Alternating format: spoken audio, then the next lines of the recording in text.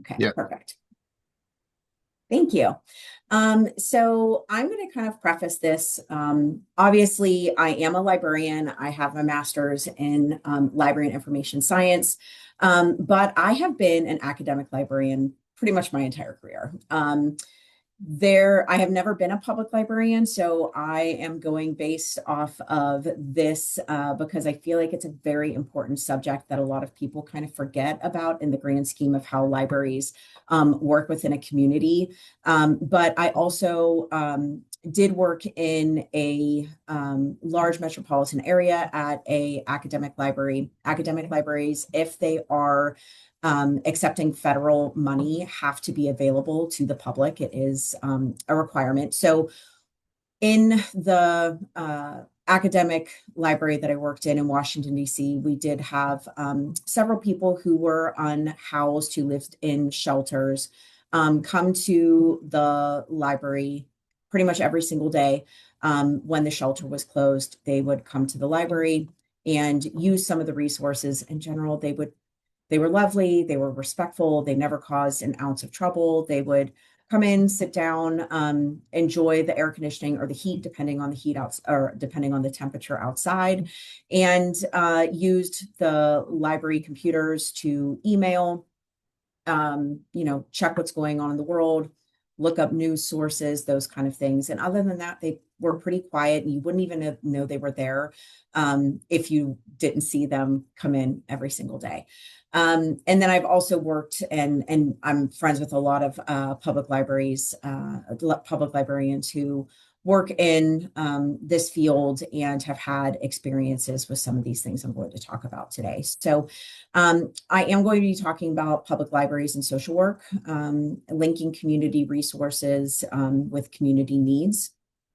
We're going to kind of look at today's objectives are talking about the public library principles and history of service, changing community social needs and how that has impacted public libraries, how social workers are starting to be implemented into public library systems, the challenges of social workers in public library systems, what their perceptions are in this changing and increasing field of work, and some of the future directions that have been suggested that would make implementation of social workers into public library community spaces more effective as this increases. And then I'm going to open it up to questions.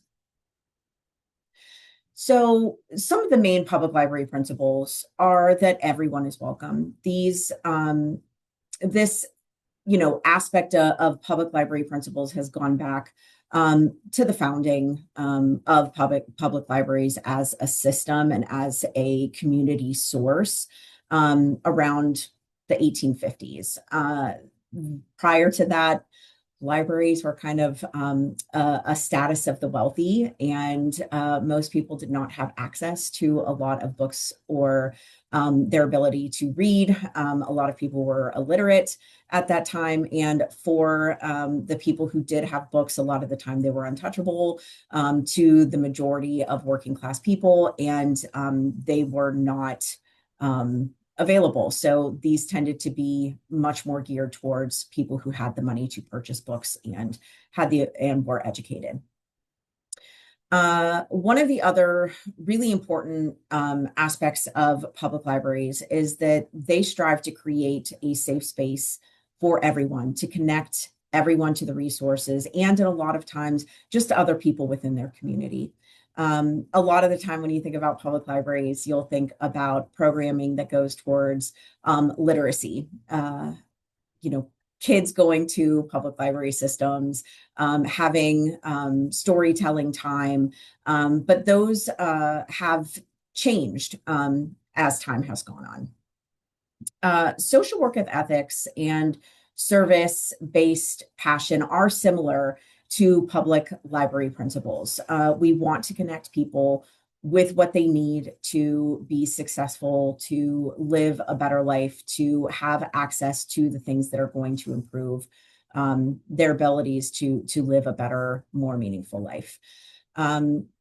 Sometimes, depending on what's going on, public libraries have become warming and cooling centers. When I lived in Washington, D.C., when bad storms would go through, and people lost electricity, libraries would open up as cooling centers so that people who, maybe were not able to connect to their electricity, lived in housing that had one air conditioning unit. Um, if those were not available because of storms that have gone through, they would open their doors as welcoming and cooling centers.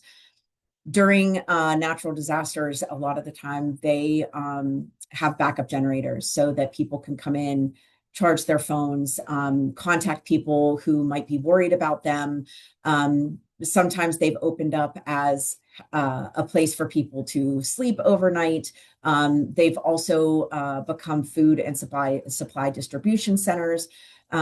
Essentially, they're going to open up and play a part in the role of supporting people who are going through natural disasters in their areas. Additionally, they can be voter registration sites, and they offer tax information. Sometimes they'll work with the organizations that help people register. They will have librarians who are there to help people register during voter registration drives. Sometimes they'll work with different colleges and universities who have students that are becoming accountants. People can go and get tax assistance there for free. A lot of the time, the tax information, whether it's the forms, or how to set up and access online software for taxes, are offered at public libraries as well. We strive to provide changing and expanding services and resources to the community as those change. Many times you will find public libraries will change the programming that's coming up depending on what's going on in their community at that period of time. One of the things I can say about libraries is they tend to be very invested in the programming, and they do want to create programming that is not just going to be popular, but that is going to engage their community with any kind of problems that they see going on, or different things that they want to get the community more involved in. If they've been noticing that there are more young people kind of coming through and maybe being a little more disruptive after school, for example, they will often create programming for those students so that they might not be as disruptive, but that it's creating a program that they're actually wanting to engage in while they're there. They might have video game set up, or they might have tournaments going on for video games. They might have art opportunities going on there, because one of the things that public libraries kind of walk a fine line of is we want to create this space that is welcoming for everyone, but you also want everyone to feel safe while they're there. And that has kind of led to kind of what's going on right now. Many public libraries that I've spoken to have been like, yeah, we want to create a lot of these different kind of services, but if something is going on and there are other patrons that walk in and they see maybe rowdy kids running around, or they see people who might be unhoused kind of sleeping on chairs throughout the library, that might make them feel less comfortable in that space. In the academic libraries I've worked in, I've had students sometimes complain about people who might have an issue with how they smell. If they're unhoused, they might not have easy access to be able to bathe. And when I worked at my past institution, a student came down and was like, I pay to go to school here. I shouldn't have to deal with this. And I was like, you know what? We're open to everybody. This person is not causing you any problems. This library has 6 floors. No one is requiring you to sit directly next to this person. He is allowed to be here just like you are. And that is sometimes a hard line to walk, especially because this person, yes, they do pay to go to school there, but we also accept federal money from from the government. We also accept state money from the government. And one of the requirements is that if we do that, we have to be open to everyone.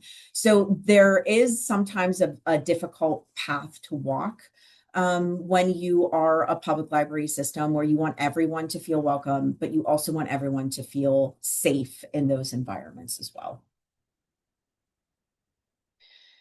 So, one of the things that happens a lot in public libraries is that whatever is happening in the community makes its way into the library in one way or another. One of the things that I'm going to talk about and expand on a little bit later is that when there's an example in Philadelphia, there was a library, public library system that was directly located across from a public park. And during the height of the opioid crisis in Philadelphia, which it's still not great, but that park was where a lot of people would use. So there was a security guard that would stand in the public library. And as soon as they would see someone use and maybe pass out or fall over, that security guard would contact a librarian who worked in that library, and that librarian would run out to the person who was unconscious or was suffering, and they would give them Narcan or Noxalone, and that person would come to. They would call an ambulance. A lot of the time, by the time the ambulance got there, the person who had been resuscitated was gone, but that was part of their skills and training. So things that happen within the community tend to, in one way or another, impact what goes on in the library as well. So in the advent of social needs really starting to change in the 80s, especially in large urban areas, many of the social programs that kind of started in public libraries began to address the unhoused, the food insecure, and the unemployed. They would help them with resume assistance, skills training, teaching them how to use Excel, teaching them how to use Word. These kind of things kind of started because that was an opportunity to help people increase their skills so that they could hopefully be able to attain more stable employment. Sometimes with the unhoused, it would be, this is just a safe place for you to come during the time when the shelter is unavailable during the day. Late into the evening, depending on the library system, they might have been open longer hours. So there was safety within that location, within that institution, so they could go there and feel that they were safe. These needs over the last 10 to 15 years, maybe longer than that at this point, has started to expand to include addiction, the Noxalone or Narcan training, healthcare access, whether that's helping them locate it, helping them figure out how to sign up for it.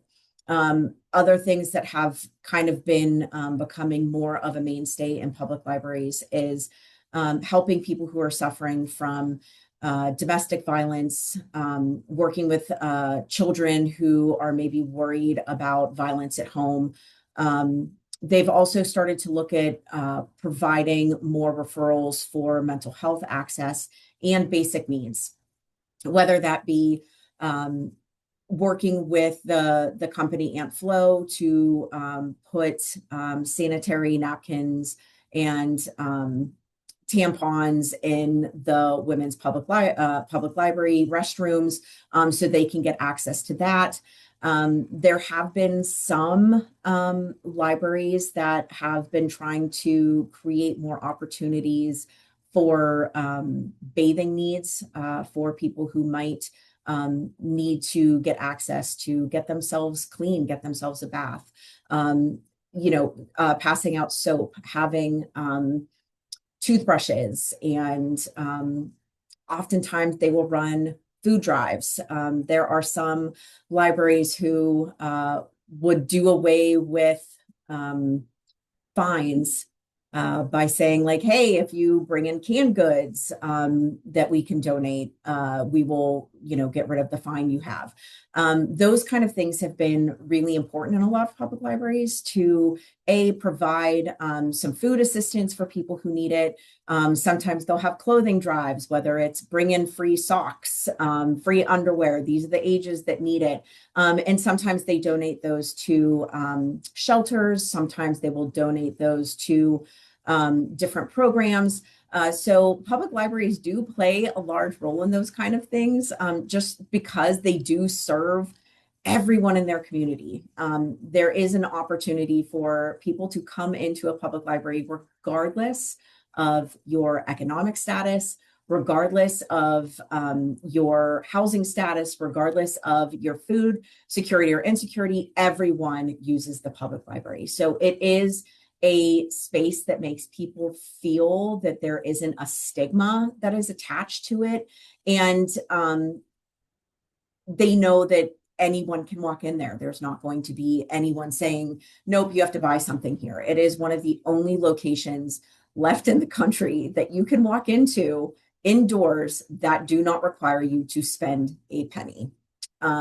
And you can be as active with people in a public library as you want to, or you can be as quiet and as introverted as you would like to be. It's a space that really, like, what you put into it, you're going to get out of it, which for a lot of people is kind of an amazing spot.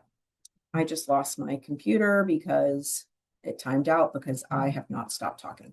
Okay.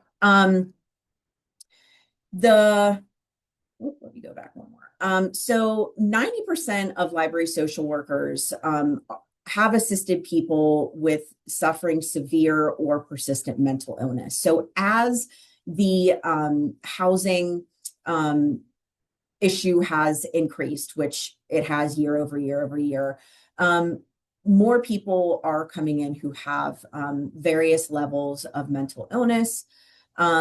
So you think about 90%, that is a large percentage of librarians who have to assist people.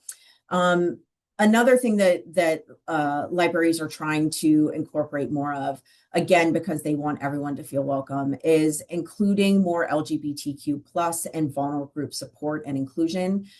With every public library that I have ever worked in, or any librarian that I've had the opportunity to work with, they're trying to be more inclusive. They are trying to make sure that anyone who walks into the library can find themselves in a book in that library. That is one of the most beautiful things about libraries, I feel like, is they want everyone to see themselves in a book that is published in the library. No librarian that I know, and granted, I don't know all of them, of course, but I've never ran into a librarian that's like, no, we don't want to have LGBTQ information in here. Nope, we don't want to celebrate Pride Month. Nope, we don't want to celebrate people who are living in poverty, or giving them resources to show how other people who have lived in poverty have made their way out, or how they are accessing services that are available there. We have never turned away people who are looking for financial aid support to go to college. We want everyone to feel seen in the library. And one of the things that I found really kind of beautiful is, again, because I am a librarian and this is so close to my heart, is patrons cross through our doors with these questions because they are seeking compassion, and they know that a library is a place to get it. Compassion is something, we're helpers, just like a lot of social workers.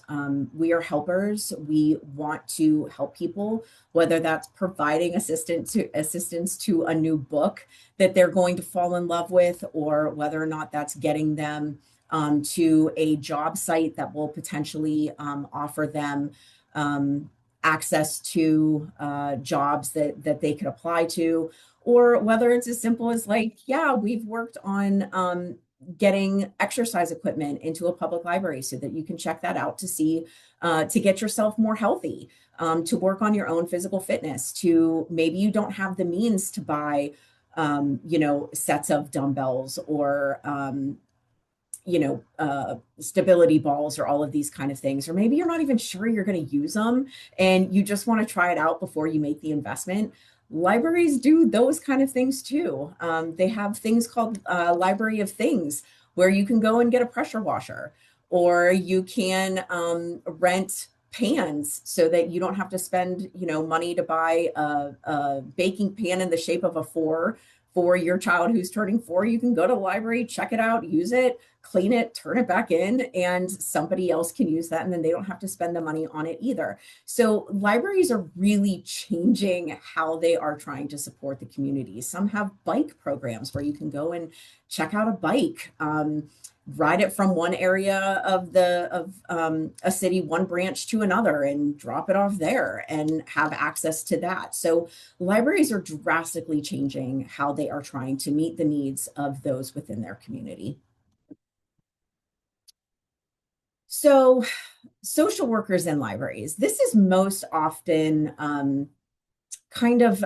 started, most people kind of assume it started with a woman at the San Francisco Public Library System in the early 90s, where she kind of created and wrote her own job description there and was like, we are having a problem with people who are unhoused, are dealing with food insecurity, who are suffering with mental health issues, who need more support every single day. And she was a licensed social worker, and she worked with the public library system in San Francisco, and wrote her job description. And that was really the model that a lot of other urban library systems started using. So a quick little statistic for you is around 350 public library systems across the US have a social worker, multiple social workers, or interns who are students working on either their bachelor's in social work or their master's in social work. They have them working in their systems. This obviously was kind of adopted more quickly in large urban areas: Atlanta, DC, Denver, Salt Lake City. Those really started to adopt this platform more. But the one thing that's important for everyone to know is there's over 9,000 public library systems serving the US population. So when you think that only 350 have them, this is still a really small set of the community who have access to this. Some of the things that they have started working on is providing assistance with health literacy. This is always going to be a problem as an academic medical librarian. Health literacy is very important to me because so many people are going out and finding information on what's ailing them in so many places. Like, we always had a joke that WebMD was like, should have been called I Have Cancer, because regardless of what you looked up in WebMD, in one way or another, it was going to tell you that you had cancer, even if it wasn't the top thing. Somewhere in there, it was like, oh, or be careful of cancer. So there are a lot of places that people can go and find information, but that doesn't necessarily mean that it's credible. So providing assistance with health literacy is one thing that they've started working on.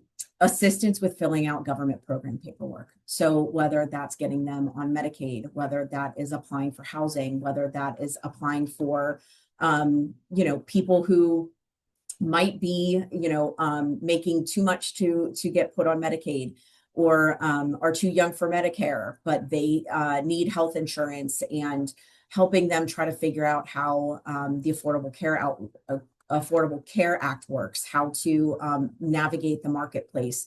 those were all things that social workers and libraries are starting to work with people on. In some systems, they work with education opportunities for the incarcerated or for people who have recently been put out on parole or have recently left the prison system. They also work with staff training. So I'll get back to this a little bit later, but staff training for social workers who are working in a library with librarians who deal with people who are suffering from mental health or who are trying to figure out how to best support people. They need training in how to do this. I went to library school. I took a class on public libraries. I was never once taught how to help with de-escalation, how to work with people who might need a little bit more support. So that's something that a lot of social workers are starting to do within library systems as well. They work with de-escalation practice, short-term counseling, case management. They do a lot of referrals, support groups, whether those are peer support groups or support groups that are working with different organizations that are offering support and can give those to library systems and the people that come into them.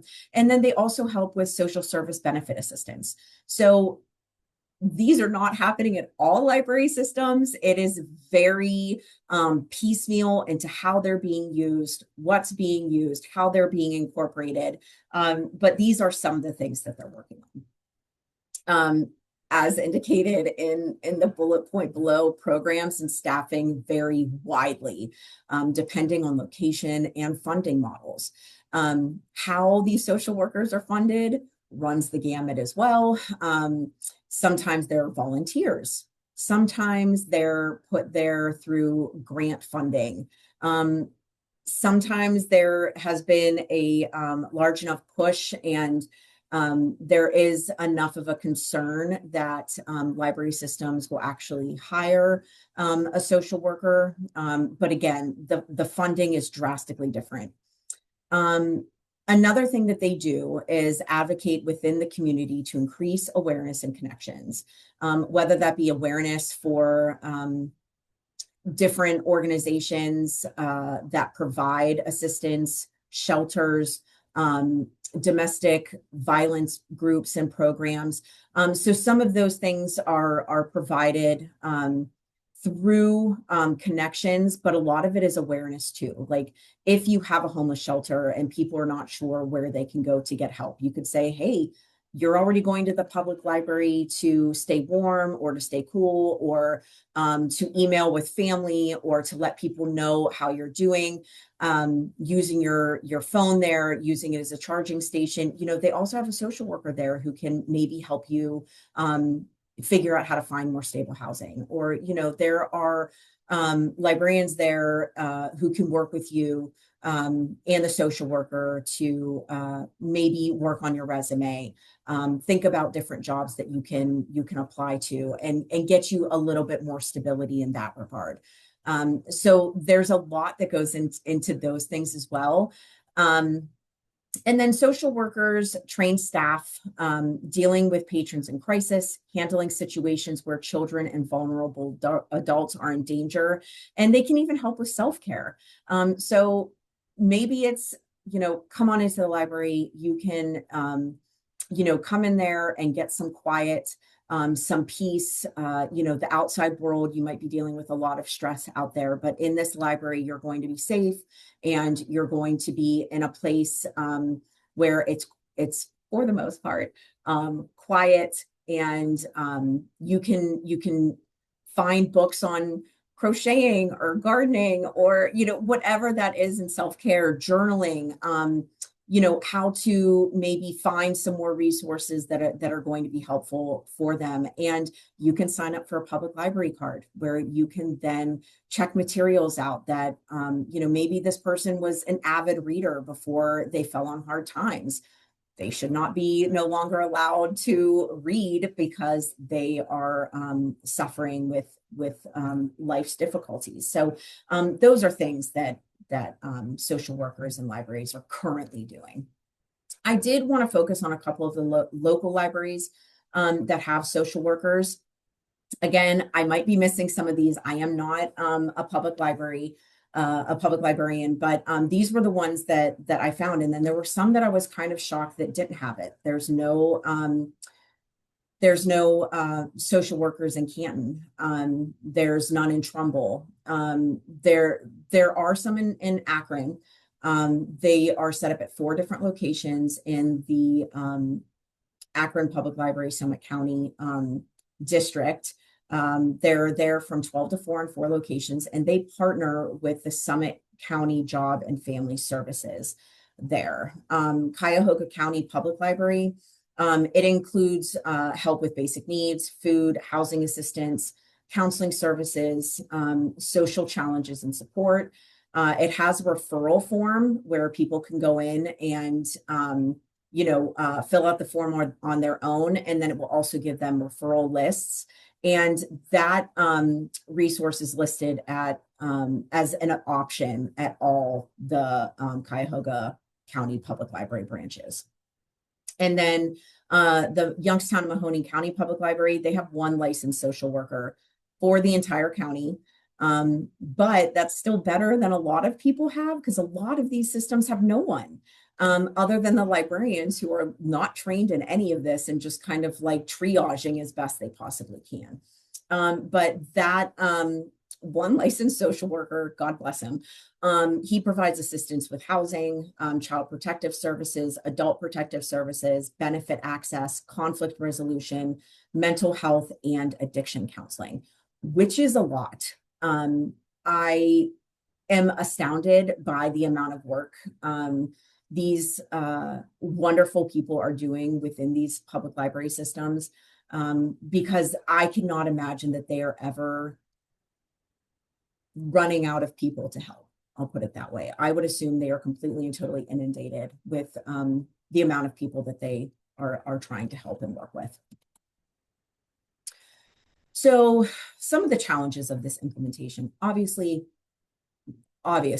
funding issues, right? That's always the problem with most social work, social benefits, social help kind of situations. So especially those that are funded by grants struggle with sustainability. So they might have people come in, it's grant funded, maybe it's doing really well for a certain amount of time, and then whoever was funding that, the grant runs out, it's not deemed as being successful enough, they want to use their money somewhere else, and that program, which was potentially helping people, is now gone. And what's hard about that is then they go back to that library, they want to see the social worker, and the librarians have to say it's no longer here, which is a difficulty for a lot of librarians. The social workers have kind of talked about there's a lack of supervision, or they have limited supervision. So maybe there is a social worker who's there and they're kind of like an island within that public library system.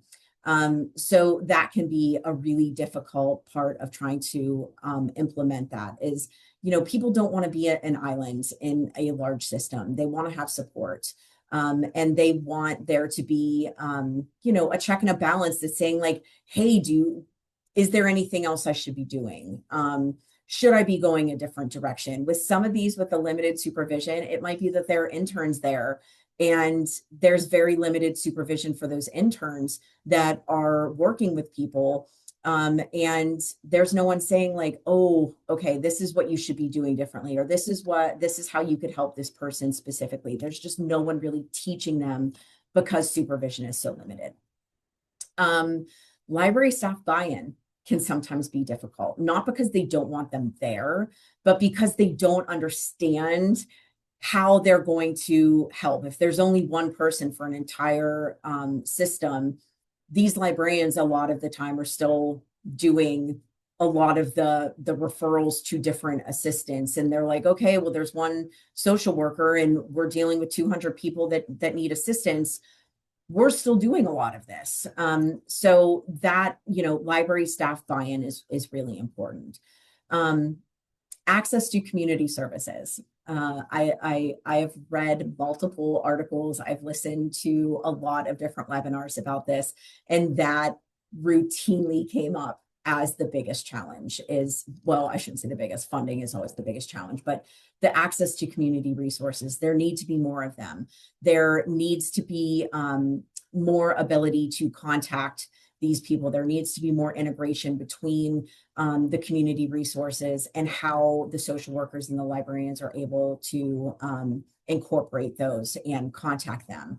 I think it goes without saying, housing continues to be one of the largest problems across the country. And we're just struggling on creating a solution for that. There needs to be more community resources for those kind of things. So that is something that they continuously brought up, is there just needs to be more access to those things. Another thing was lack of space. So again, because this is being done so differently, for some of them, it was, that we were kind of walking around through the stacks and we'll see people who we think like maybe might need it. And so we walk up to them and say, hey, how are things going? Like, what, I see that you're maybe having trouble finding food. Here's some things that we could potentially help you with. Maybe it's, people are setting up appointments, and because there's no designated space, they're trying to work with a client who's 2 feet away from, the children's section of a library, where there's no confidentiality available because there's only chairs and tables set up. So that was something that they wanted to talk about. The newness of this specialty is going to be a little bit bumpy because of how libraries work. They all tend to work differently depending on the state, depending on how they're funded, depending on how they're being made available to people within the community. So because there is no specific standardization or guidance on how this is being done, it's bumpy. Although it's like a wonderful idea, and I think there's going to be hopefully more growth in this, the beginnings of this have been a bit bumpy.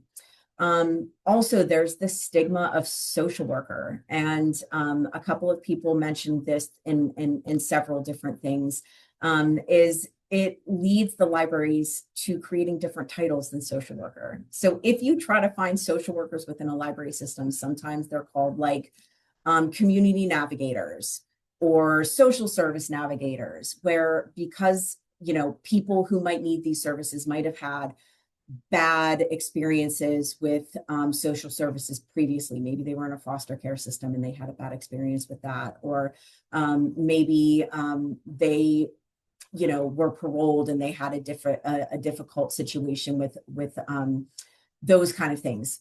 It's led libraries to get like creative with what they're calling these specialists, which can be difficult as well.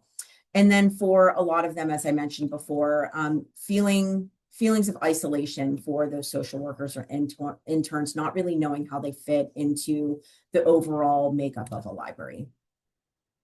So we can get through this pretty quickly, but it's, what are those perceptions of what social workers have said? So yeah, they don't like, patrons don't always necessarily understand the differing roles between a social worker and a librarian. So they might be going to the wrong person about the different things. And then because librarians and social workers tend to want to help people so much, there's a blurring of the lines of like, whose responsibility is it to do this? And whose responsibility is it to do that? Like referring them to the different locations can sometimes be a little bit difficult from the social worker's perspective. Part of her job was to destigmatize social services for patrons who had been alienated by them previously. So that can sometimes be a hard place for a social worker to be, where there might be people who had bad situations previously, and they're trying to say, okay, like we're trying to rebuild the trust in the system. And sometimes working in that library space is a good way to do that. They have kind of aided in policy changes and trauma-informed care policies for staff and security.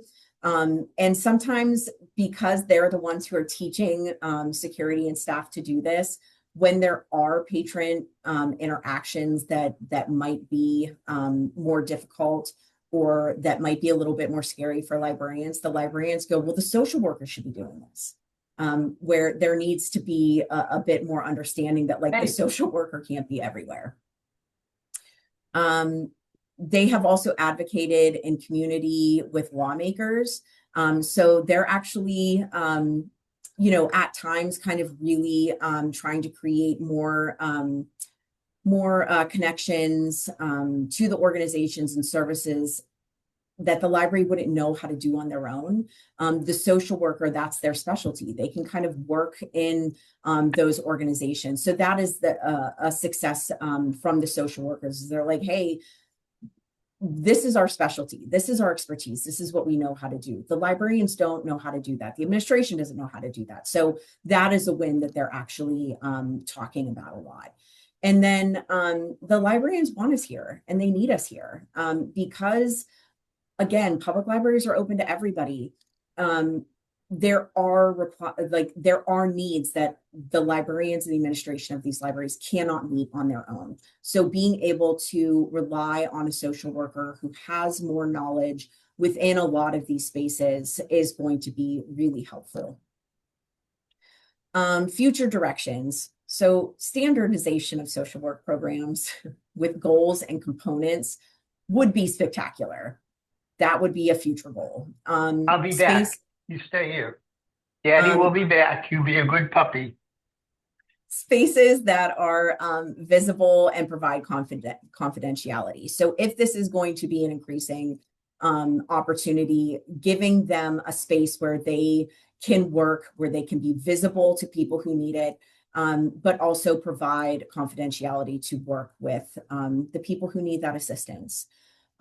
Increase funding for either social workers or supervisors for those students and interns is a really important aspect of this. And then making sure that there's consistency within those programs so that a successful program doesn't just die because the funding is no longer there. Provide community training in trauma-informed care, which I thought was a really interesting aspect of this, is trauma-informed care should not just be something you learn in social work or in psychiatry, or, you know, this is something that regardless of who you are, regardless of how like lovely your upbringing has been, often there are things that have been traumatic in your life that are going to affect how you perceive the world, how you interact with the world. And certain libraries are trying to incorporate and do more teaching on trauma-informed care, whether that's how you deal with family members, how you deal with it within human resources. They've worked with human resources and certain companies to assist with trauma-informed care, and those were held at the library. Another thing that was mentioned were peer consultants or health and safety advocates. These are people who are employed by the library who maybe were unhoused at a time, at a period of their life, or were suffering with employment or mental health. The library will employ those people to then give, to have like peer groups, and those consults or advocates can kind of work with people who are still suffering with various different issues, and they can kind of be like a positive option. Like, I was where you are. We're going to talk about how we can work as a group to kind of get out of those situations, and provide you know, a hopeful outcome. They would like to do more increased partnerships, providing more therapeutic assistance, because a lot of the time librarians will refer, you don't know if they're actually using those services. There's no tracking, which leads into more case management of follow-up and integrated case managers so that there is a little bit more opportunity to gauge whether those services are working or how they can be improved. Resource system mapping to track referrals to services, and really embedding social workers and the work that they do in the library from the top to the bottom. Okay, I got through it hopefully pretty quickly. I could talk about this for a really long time. I'm not gonna do it. But does anybody have any questions about how some of this stuff is working?